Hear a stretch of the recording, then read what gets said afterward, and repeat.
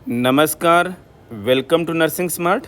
Nursing smart के YouTube channel पर एक बार फिर से आप सभी लोगों का स्वागत है। आज के इस वीडियो में हम डिस्कस करेंगे इम्यूनोग्लोबुलिन्स के बारे में। और इम्यूनोग्लोबुलिन्स का जैसे ही नाम आता है आपके दिमाग में एक ही बात आनी चाहिए, ये किससे शुरू हो रहा है? ये इम्यूनो का मतलब इम्यूनिटी। और ग्लोबुलिन्स क्या चीज़ हैं?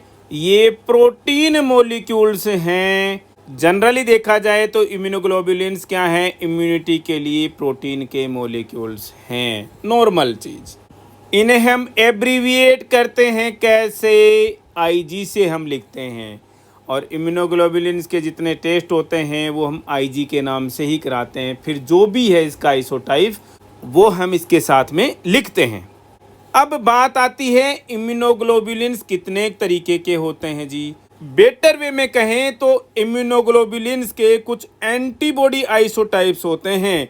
और कितने एंटीबॉडी आइसोटाइप्स हैं इसके? इम्यूनोग्लोबुलिन्स के 5 तरीके के एंटीबॉडी आइसोटाइप्स हैं जिन्हें हम एक एक करके पढ़ेंगे। लेकिन एंटीबॉडी आइसोटाइप्स का मीनिंग क्या है, जनरल मीनिंग क्या है, एग्जाम से इंपॉर्टेंट नहीं हो, थोड़ा सा पता होना चाहिए आपको।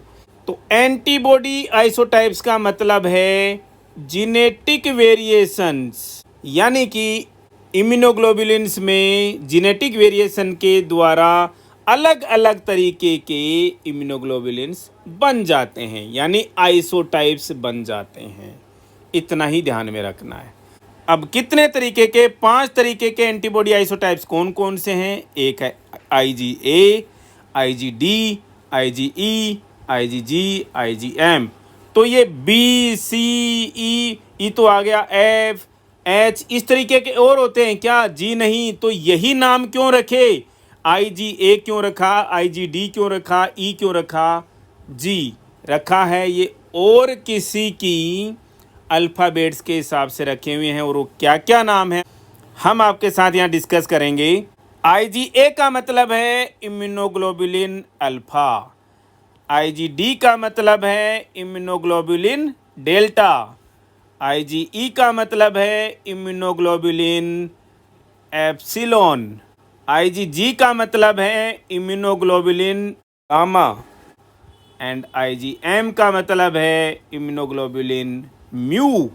इस तरीके से इनके नाम निकले। फिर इनको हमने इंग्लिश अल्फ़ाबेट के हिसाब से IgA, IgD, IgE, IgG और IgM का नाम दे दिया।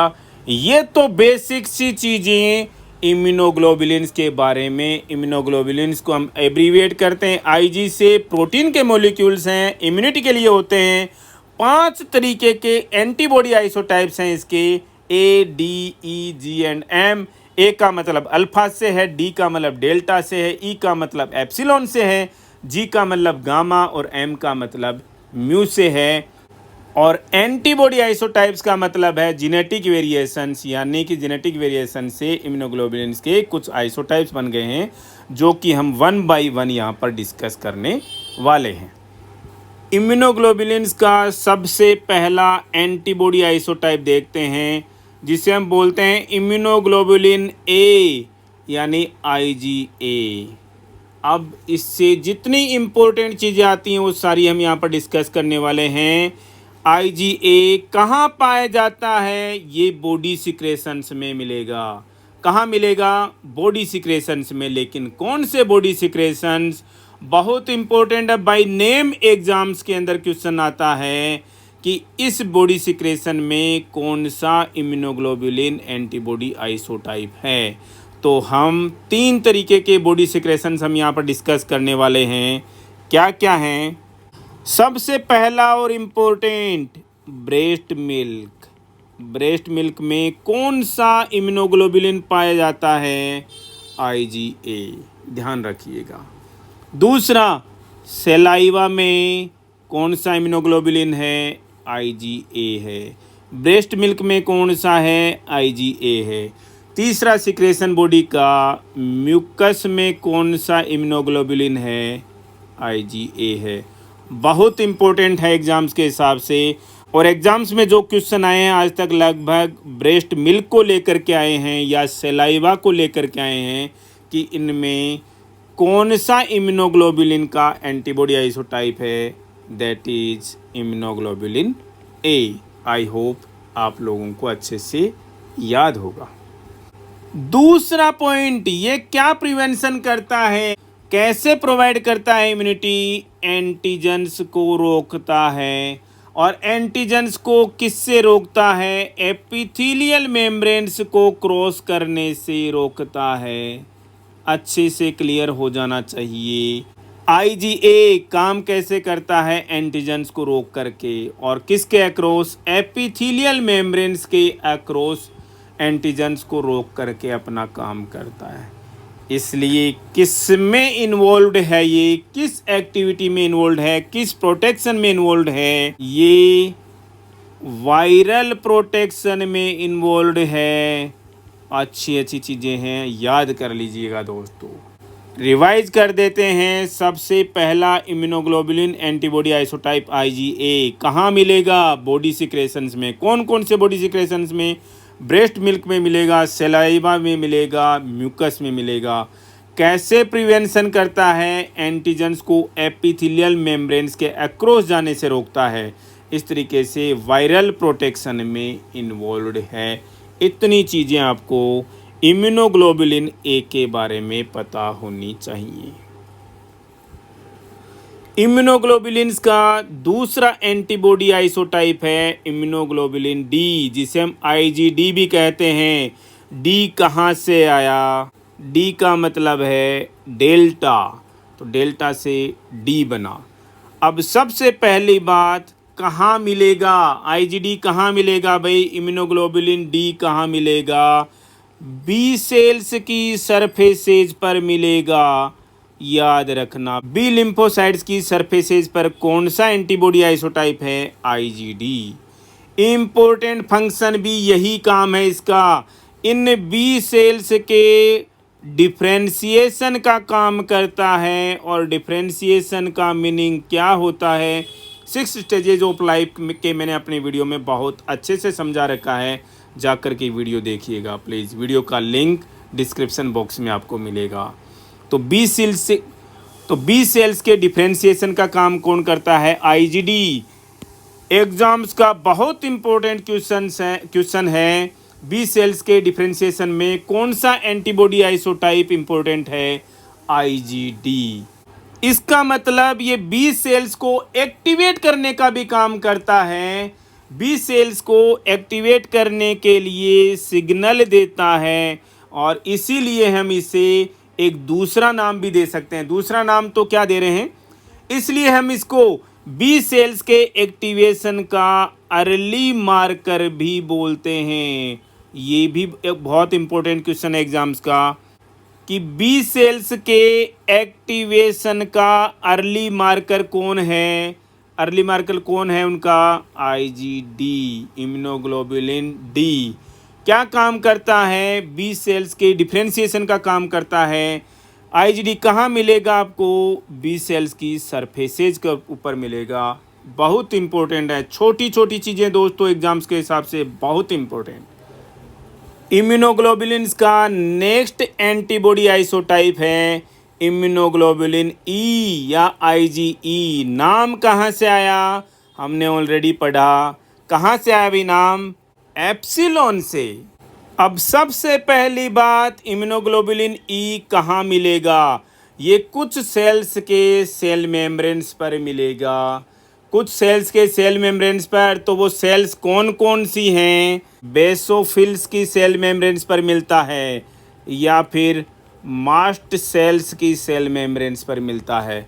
तो पहली चीज़ क्लियर होनी चाहिए, IgE कहाँ मिलेगा, सेल मेम्ब्रेन्स पर, और कौन सी cell membranes, basophils and mast cells. Important बात। दूसरी बात, क्या चीज़ को एक्टिवेट करते हैं ये, IgE जो है बॉडी के अंदर इन्फ्लामेटरी रिस्पॉन्स को एक्टिवेट करते हैं। बहुत इम्पोर्टेंट, डायरेक्ट क्वेश्चन आता है इससे। इन्फ्लामेटरी रिस्पॉन्स को एक्टिवेट करने वाला इम्यूनोग्लोबुलिन आइसोटाइप, एंटीबॉडी आइसोटाइप कौन, IgE इन्फ्लामेटरी रिस्पॉन्स को एक्टिवेट करते हैं, बहुत इंपॉर्टेंट है। तीसरी चीज, कहाँ सिग्निफिकेंट है ये जो इन्फ्लामेटरी रिस्पॉन्स है उसमें कहाँ पर सिग्निफिकेंट है, समझ लीजिएगा। इससे आपको समझ में आना चाहिए इन्फ्लामेटरी रिस्पॉन्स में जब कभी भी बॉडी में कोई एलर्जी हो रही है या फिर बॉडी के अंदर कोई हाइपर सेंसिटिविटी रिएक्शन हो रही है, उसमें आपको क्या देखने को मिलेगी, किसकी सिग्निफिकेंट देखने को मिलेगी, IgE की सिग्निफिकेंट देखने को मिलेंगी या IgE सिग्निफिकेंट मिलेंगी। ये एलर्जी या फिर हाइपर सेंसिटिविटी रिएक्शंस क्या क्या हो सकती हैं, अस्थमा हो सकता है, एलर्जिक राइनाइटिस हो सकता है, या कोई फूड एलर्जी हो सकती है, या फिर क्रोनिक अर्टिकेरिया हो सकता है। इन सभी एलर्जिक रिएक्शंस या हाइपर सेंसिटिविटी रिएक्शंस में क्या देखने को मिलेगा, इम्यूनोग्लोबुलिन ई देखने को मिलेगा, इनमें सिग्निफिकेंट है। Last but not the least, जब कभी भी एलर्जिक रिस्पॉन्स होगा तो इम्यूनोग्लोबुलिन ई जो है वो क्या करेंगी, मास्ट सेल्स को स्टिमुलेट करती हैं, किसके लिए, हिस्टामिन्स रिलीज करने के लिए, और बॉडी के अंदर हिस्टामिन्स रिलीज होते हैं। एक बार वापस रिवाइज कर दें, इम्यूनोग्लोबुलिन्स का एक और एंटीबॉडी आइसोटाइप इम्यूनोग्लोबुलिन ई कहाँ मिलेगा, कुछ एक सेल्स के सेल मेम्ब्रेन्स पर, जैसे बेसोफिल्स और मास्ट सेल्स। क्या काम करता है, बॉडी के अंदर इन्फ्लामेटरी रिस्पॉन्स को एक्टिवेट करता है। और कहाँ सिग्निफिकेंट मिलेगा, किसी भी बॉडी की एलर्जिक रिएक्शन में या फिर हाइपर सेंसिटिविटी रिएक्शन में, जैसे कि asthma, allergic rhinitis, food allergy, chronic urticaria, इन सब में आपको सिग्निफिकेंस मिलेगी किसकी, इम्यूनोग्लोबुलिन ई की। जब कभी भी ये एलर्जिक रिएक्शन या हाइपर सेंसिटिविटी रिएक्शन होती है तो इम्यूनोग्लोबुलिन ई मास्ट सेल्स को स्टिमुलेट करती है, किस लिए, हिस्टामिन्स रिलीज करने के लिए। इसका एक एक पॉइंट आपके लिए बहुत ज़्यादा इम्पोर्टेंट है एग्जाम्स के लिए। इम्यूनोग्लोबुलिन्स का नेक्स्ट एंटीबॉडी आइसोटाइप है IgG इम्यूनोग्लोबुलिन जी। कुछ इम्पोर्टेंट बातें इसके बारे में भी पता होना चाहिए। साइज में सबसे छोटा एंटीबॉडी आइसोटाइप कौन सा है, इम्यूनोग्लोबुलिन जी। ये क्या है, साइज में सबसे छोटा है। साइज में सबसे छोटा इम्यूनोग्लोबुलिन कौन सा है जी, IgG। साइज में सबसे छोटा है तो ज़्यादा है, मतलब कि मोस्ट अबंडेंट है, मतलब मोस्ट कॉमन है। बॉडी के अंदर जितने इम्यूनोग्लोबुलिन्स हैं उनमें सबसे ज़्यादा कॉमन कौन सा इम्यूनोग्लोबुलिन है, IgG। समझिएगा, मैं रिपीट करूं यहाँ से, साइज में सबसे छोटा है कौन, IgG। साइज में सबसे छोटा है तो ज़्यादा है, मोस्ट अबंडेंट है, most common type of immunoglobulins हैं, कौन से, इम्यूनोग्लोबुलिन जी। तीसरी इंपॉर्टेंट बात, ये फीटस को प्रोटेक्ट करता है। और कैसे प्रोटेक्ट करता है, ये प्लेसेंटा को क्रॉस कर जाता है भाई। प्लेसेंटा को क्रॉस करके जाएगा, कहाँ से, मदर से फीटस को जाता है। ये एग्जाम्स का और भी इम्पोर्टेंट क्वेश्चन है।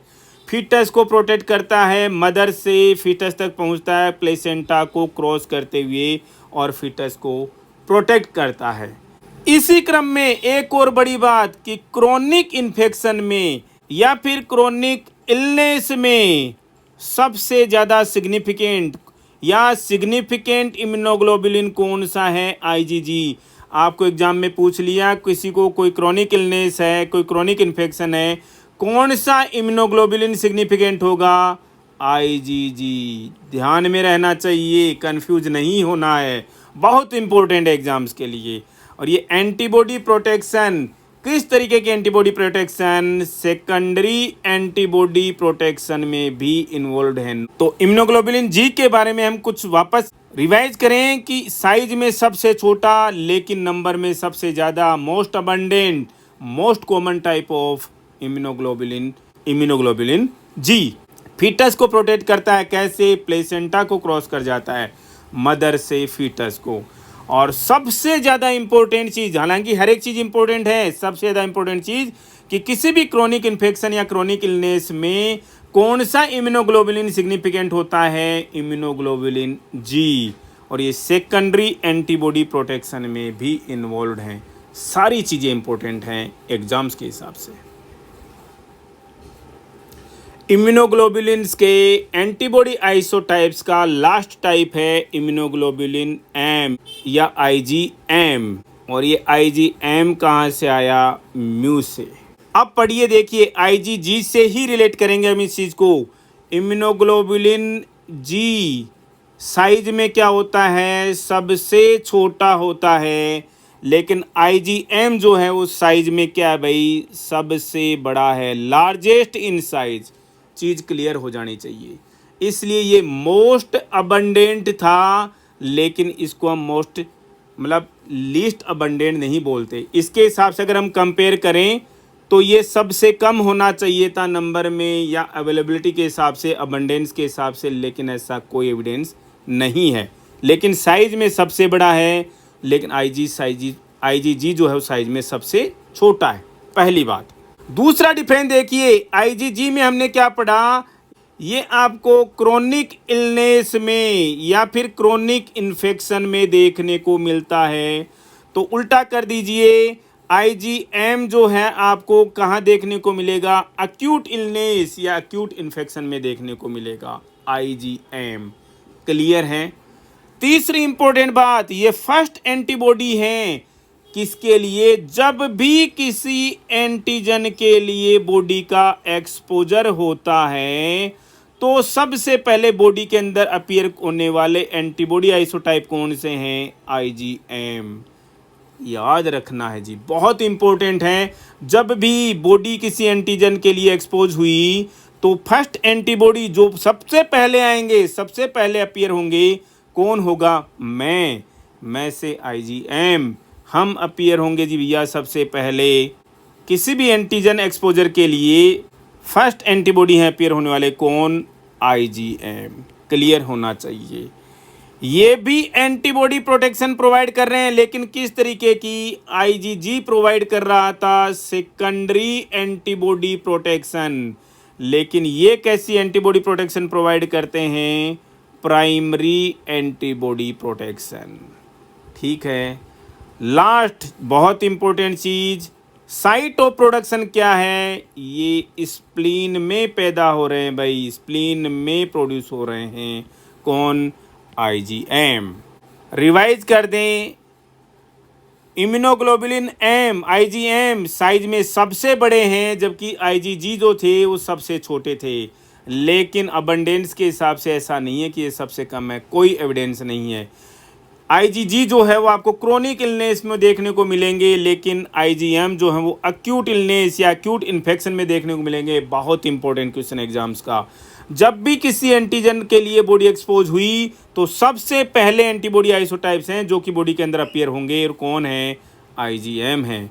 ये भी एंटीबॉडी प्रोटेक्शन प्रोवाइड करते हैं बॉडी को, और किस तरीके का antibody protection, primary antibody protection, जबकि आईजीजी जो हैं वो सेकेंडरी एंटीबॉडी प्रोटेक्शन प्रोवाइड करते हैं। कहाँ प्रोड्यूस होते हैं, स्प्लीन के अंदर प्रोड्यूस होते हैं। ये थी इम्यूनोग्लोबुलिन्स के बारे में कुछ इम्पोर्टेंट बातें, लेकिन जिनसे एग्जाम्स के अंदर रिपीटेडली क्वेश्चंस आते हैं। दोस्तों वीडियो को बार बार अच्छी तरह से देख करके यहाँ से आने वाला कोई क्वेश्चन गलत नहीं होना चाहिए। आज के इस वीडियो में इतना ही, मिलते हैं नेक्स्ट अपडेट के साथ। Thank you, thanks a lot for watching video.